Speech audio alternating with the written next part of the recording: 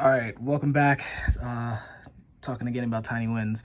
So much like last week, I'm in a very this is the stage where I'm kind of learning alongside you guys, right? This is I just for some reason would only read the first two chapters of the book, and I got a lot of those out of those first two chapters, but now I'm kind of getting into unknown territory here. So I'm gonna read a quote from Atomic Habits that was kind of close to the one that I read last week.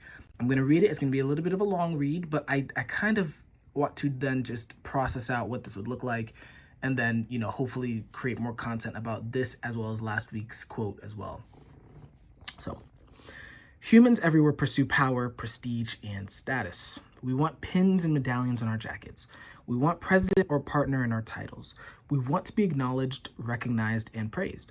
This tendency can seem vain, but overall, it's a smart move. Historically, a person with greater power and status has access to more resources, worries less about survival, and proves to be a more attractive mate. We are drawn to behaviors that earn us respect, approval, admiration, and status. We want to be the ones in the gym who can do muscle ups, or the musician that can play the hardest chord progressions, or the parent with the most accomplished children, because these things separate us from the crowd.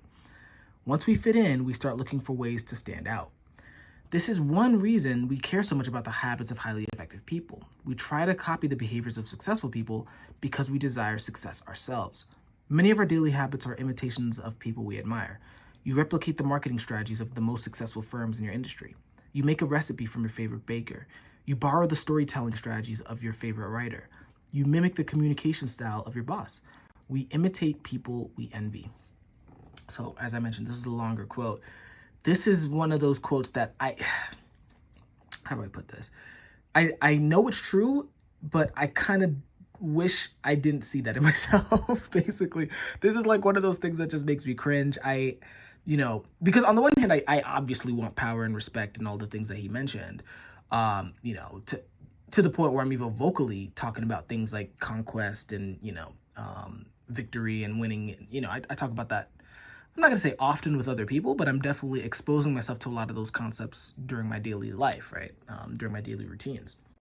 But on the other hand, it's just, I don't know what it is. Maybe it's just how it was worded, but James Clear just kind of called me out. And I think he called out something that I just hate, or not hate, but I guess I just wish I didn't see in human nature, which is not so much pursuing greatness. I don't think that's the issue, but it's like pursuing status as a means for survival, ultimately, right? So again, going back to that quote in the first part, historically, a person with greater power and status has access to more resources, worries less about survival, and proves to be a more attractive mate.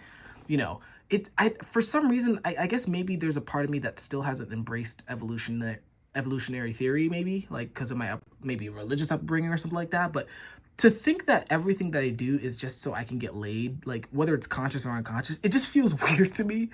But I know from a scientific perspective that is, what all the evidence is pointing to, right?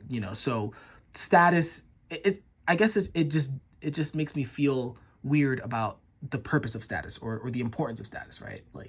So anyway, those are my misgivings. Those are my feelings about it. But outside of that, I think this is absolutely true. There's a reason why, for example, for me, I watch Kobe Bryant videos. I used to watch a lot of David Goggins videos. I watched a lot of Jocko Willink videos, right? And these are powerful people that I admire, right? But again, it's like I don't look at them and think, oh, all of these status symbols are going to get them laid. Although that's probably what is happening, right? I guess, but it just makes me feel weird. So anyway, I guess this might be the reason why I've been so uncomfortable reading the rest of this book, because it starts making explanations like this that just get me in a really uncomfortable space. But I guess I'm just gonna set this up. I'm just gonna let you guys, I guess, process whether you believe it or not, or whether you can apply this or not. In the coming videos, my hope is to start narrowing down on maybe breaking down these two things, much like I did with the other videos, and just kind of break down all of the nuances to these two quotes.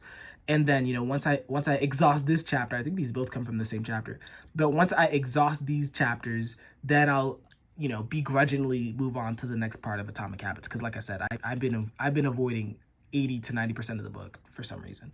So anyway, hope you guys are doing well. Hope the quote at least helped you. I know I'm just bitching, you know, about my feelings about it, but hope you guys are doing well, and I will see you guys in the next video. Take care.